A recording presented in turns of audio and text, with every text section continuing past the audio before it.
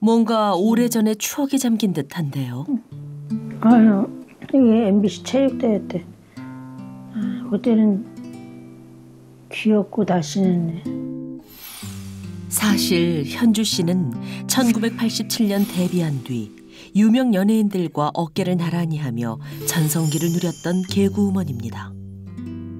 개그맨 잘 나가고 활동할 때에 교통사고로 이제 그 머리를 다치는 그런 일이 있었고, 치과 치료 받고 나서 이제 마취가 풀리기 전에 마취 안 풀린 제 혀하고 이렇게 다 씹혀져가지고 한 5번이나 꼬매고 제가 5급 장애 판정을 받고, 그러다 보니까 개그맨이 언어가 생명이잖아요. 갑자기 이제 언어가 문제가 되고 그러다 보니까 제가 2년 동안은 완전히 그냥 방송국에서 제가 죽었다고 소문이 날 정도로 갑자기 없어져가지고 문제가 좀 됐었죠.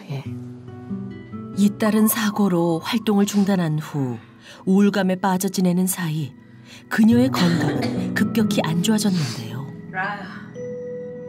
현재 현주 씨가 매일 먹어야 하는 약 종류만도 4가지 이상. 그야말로 전신 건강이 무너진 상태입니다. 특히 환절기에는 증상이 더욱 심해진다는데요. 혈압약, 간약, 또 그리고 여기 이거 이비인후과약, 그리고 또 고지혈도 혈압이 높다 보니까 고지혈도 뭐 지방간 또 좀 이게 건강이 악화된 이유가 의사 선생님이 말씀하시기를 그러니까 뒤죽박죽된 면역 균형을 방치했기 때문에 이런 결과가 왔다 그래가지고 제가 되게 충격을 받았어요. 면역 균형이 뒤죽박죽 됐다는 게 무슨 말일까요? 갑자기 한꺼번에 몰려온 질병들보다 현주 씨는 이 말이 더 큰 충격이었답니다. 그러니까 몸이 피곤하거나 몸이 안 좋을 때 그런 알러지 질환도 증가하거든요. 면역세포랑 연관이 있기 때문인데, 그러니까 우리가 면역 균형이라고 하는 거는 다 조화로워야 되는데 그런 것들이 균열이 가기 시작하면 결국에 종합적인 면역들이 떨어지게 되고 50대가 넘어가게 되면 제일 걱정하는 게 대상포진 같은 거 잘 오거든요. 피곤하면. 그러니까 그런 것들이 무너지면 여러 가지 질병이 생긴다라고 보시는 게 맞을 것 같습니다. 나이가 들면서 가장 먼저 무너지는 건 면역력. 면역력에 이상이 생겼다는 신호는 만성 염증 질환인 비염으로 나타나기도 합니다. 현주 씨가 가장 괴롭다고 하는 질환도 역시 비염인데요. 갑자기 터져나온 기침. 참는다고 참아지지도 않지만 한 번 시작되면 쉽게 멈추지 않는 건 물론 오히려 점점 심해져 한 걸음 걷는 것도 힘들 지경이랍니다. 아우, 이 날씨가 추워질 때는 더 이렇게 기침도 나오고 숨쉬기가 너무 힘드니까 아우 너무 힘들어요 진짜. 환절기면 더욱 심해지는 비염. 급한 마음에 얼른 마스크라도 써보는데요. 이미 기침이 시작되고 나면 마스크를 써도 큰 도움이 안 된다는 걸 알지만 먼지를 차단하면 좀 나을까 싶은 마음에 2장씩 겹쳐서 써봅니다. 혹시 남들에게 피해가 되진 않을까 싶어 멀찍이 피해서 걷는 것도 습관 중 하나. 이런 상황이 반복되다 보니 점점 외출을 꺼리게 된답니다. 기침을 하고 그리고 그러다 보면은 침도 좀 자연스럽게 튀고 그러니까 대의를 기피하는 그런 좀 우울함이 본의 아니게 있어서 많이 불편해요. 정신적으로 스트레스 받고. 도대체 어디서부터 잘못된 건지 어떻게 바로잡아야 하는지 현주 씨는 너무 답답합니다. 외출하고 돌아오면 가장 먼저 하는 일은 찬물 세안. 피부에 붙은 먼지를 씻어내기 위해서기도 하지만 비염 증상이 심해지면서 얼굴이 간지럽고 붓기 때문에 가라앉히기 위한 목적이 더 크답니다. 이제야 좀 진정이 되는가 본데요. 코다 목은 뭐 그냥 어떨 때는 그냥 이게 막 심이 막 괴로우니까 막 얼굴이 붓고 막 반점이 생기고 그러다 보니까 빨리 씻어내지 않으면 견딜 수가 없어요. 그런데 오늘은 찬물 세수로도 부족한가 봅니다. 온도차가 심한 요즘 같은 계절은 고통 그 자체.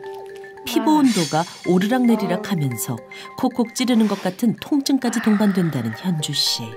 언제까지 이럴지 답답하기만 합니다. 여보 나왔어. 어휴. 일상생활도 힘든 상황. 그나마 남편이 최선을 다해 돕고 있습니다. 내가 오는 길에 반찬 좀 사왔어. 아이고. 얼른 챙겨 먹자고. 청소도 요리도 쉽지 않은 아내를 위해 살림의 큰 몫을 담당하고 있는데요. 집에서 굽고 튀기다 보면 아무래도 아들 비염이 심해지더라고요. 그래서 제가 난 김에 음식이 돼 있는 조리돼 있는 것을 제가 사오는 편이죠. 남편의 배려로 푸짐하게 차려진 밥상. 하지만 식사를 하는 현주 씨의 표정은 어둡습니다.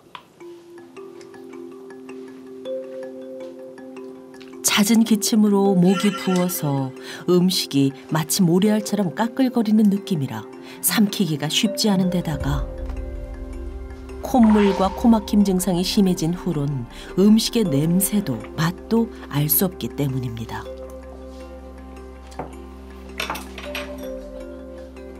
아 이게 도대체 뭔 맛이야? 응? 이거 짠 거야? 싱거운 거야? 나 좀 간을 모르겠어. 맛있어? 아니 전혀 뭐 맛을 느낄 수가 없어. 비염은 생각보다 다양하게 많은 증상으로 현주 씨를 괴롭히고 있었습니다. 하지만 진짜 고통스러운 건 따로 있다는데요. 다른 질병이야 뭐 그때 여기가 좀 안 좋아 이건데 그 비염 같은 경우에는 날마다 느끼는 거예요. 잠잘 때마다 코를 골다가 숨을 안 쉬는 거예요. 오래 너무 지속되니까 코에다 손을 대고 그래도 안 쉬는 거예요. 그래서 제가 흔들 깨울 때도 있고 그랬었습니다. 불안한 마음에 밤잠을 설치다가 남편이 직접 남겨둔 아내의 수면 모습인데요. 심한 코골이는 물론 수면 무호흡증도 보였습니다. 남편이 어느 날 자다가 없어졌어요. 밖에 나가서 너무 시끄러워가지고 나중에 제가 코 고은 거를 녹음을 해가지고 저한테 이 정도의 데시벨이다. 남편이 또 음향 엔지니어라 얼마나 민감하게 느꼈겠어요. 그러고 호흡도 곤란하고 코 골고 이런 것들이 굉장히 불편하게 지내는 요소가 되는 것 같아요. 현주 씨의 증세는 얼마나 심각한 걸까요?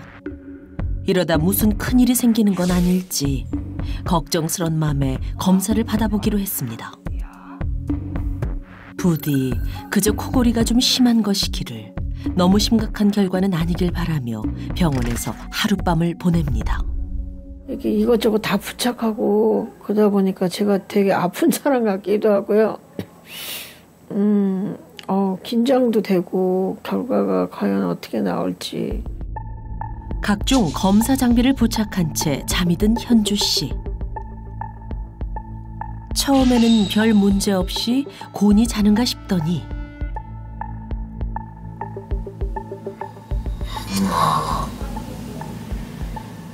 얼마 지나지 않아 코골이가 시작됩니다.